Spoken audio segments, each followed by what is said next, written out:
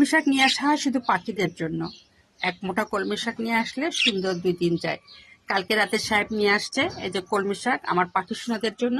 এখন আমি এদের কলমি শাক খাবার দিব, কারণ এখন আর ওদের ভাত দিব না। কলমি শাক দিলে ওরা একটা পুষ্টিকর খাবার পাবে। এই জন্য কলমি শাক আমি রেডি করি। যেহেতু এক হাতে ভিডিও করি, এই জন্য আমি আপনাদের অনেক কিছু সুন্দর হয়ে দেখাতে পারি না।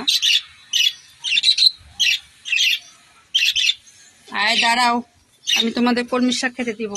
নাও এই যে, নাও এই দেন, কলমি শাক খেতে দিচ্ছি। টাইসন, তুমি কেন পিস্তুত ঘুরছো ময়না? নষ্ট করো না।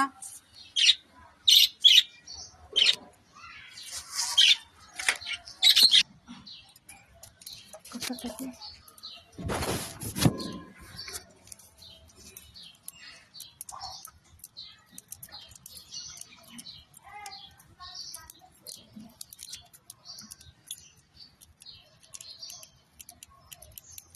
দেখেছেন কত সুন্দর করে কুটকুট কুটকুট করে খাচ্ছে? এই দেখুন, খাবারটা দেখতে ভালোই লাগে।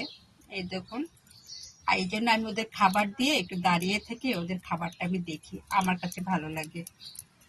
এই দেখুন, হলুদ রানীরাও দেখুন, সবাই নেমেছে খেতে। এই দেখুন,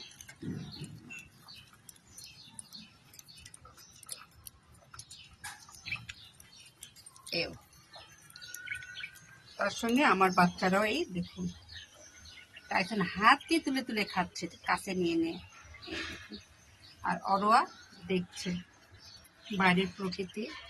হ্যান্ডসাম বসে আছে, যার যার কাজ শেষে সবাই করছে। হ্যান্ডসামের বসার স্টাইলটা অনেক সুন্দর। এরকম শুধু ওই বসে, অরোয়া বসে না এইভাবে। অরোয়া প্রকৃতি দেখছে, আর বাকিরা দেখুন কলমি শাক দেওয়ার পরে কি করে খায় দেখুন। তাদের ঘরে খাবার আছে, তারাও ওই পাশ থেকে কুটে কুটে খাচ্ছে। ওই দেখুন, দেখেছেন? এটাই নিয়ম।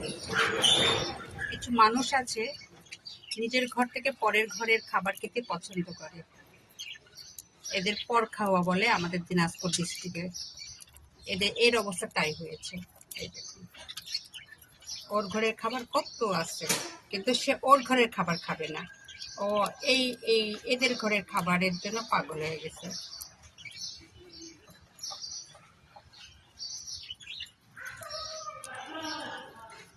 দেখেছেন? যখন খাওয়া হয়ে যাবে এমনিতে তারা উঠে যাবে। এই দেখুন।